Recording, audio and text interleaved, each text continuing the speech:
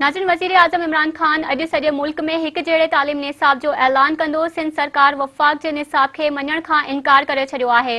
उन हवाले सां वधीक तफ़सील मालूम कंदासीं मराठी टीवी न्यूज़ जे रिपोर्टर गुलशन शेख खां। जी गुलशन, वधीक छा तफ़सील आहिनि? जी मां ॿुधायां तव्हांखे त इस्लामाबाद में वज़ीर आज़म इमरान खान जी सदारत हेठि हिक जहिड़े मुल्क अंदरि हिक जहिड़े निसाब जे मामले ते इजलास थी रहियो आहे, पर सिंध हुकूमत जेको आहे उन वफ़ाक़ी निसाब खे मञण खां इनकार करे छॾियो आहे। अॼु वज़ीर आज़म हाउस में थींदड़ तक़रीब में सिंध जो को बि नुमाइंदो शिरकत न कंदो।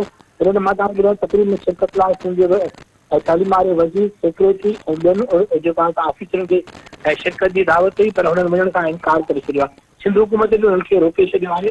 उन्हीअ ते सिंध हुकूमत पंहिंजो मौक़ुफ़ अख़्तियार कयो आहे। अली तरमीम खां पोइ निसाब सूबाई मामिलो आहे ऐं हर सूबे जो पंहिंजो कल्चर ऐं पंहिंजा हीरोज़ आहिनि, उन्हनि खे निसाब में शामिल करे सघिजे थो।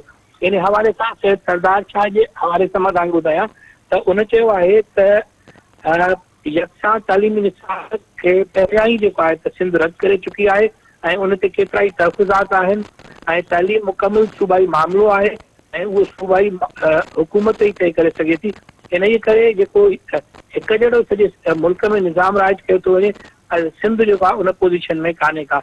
इन ई करे अॼु जेको आहे त सिंध हुकूमत उन ते जेको इजलास आहे यकसां निसाब जो, उन में वञण खां इनकार करे छॾियो आहे ऐं वफ़ाक़ जो जेको यकसां निसाब आहे उनखे बि मञण खां इनकार करे छॾियो आहे। जी गुलशन, वधीक तफ़सील ॾियण लाइ वहां जी महिरबानी।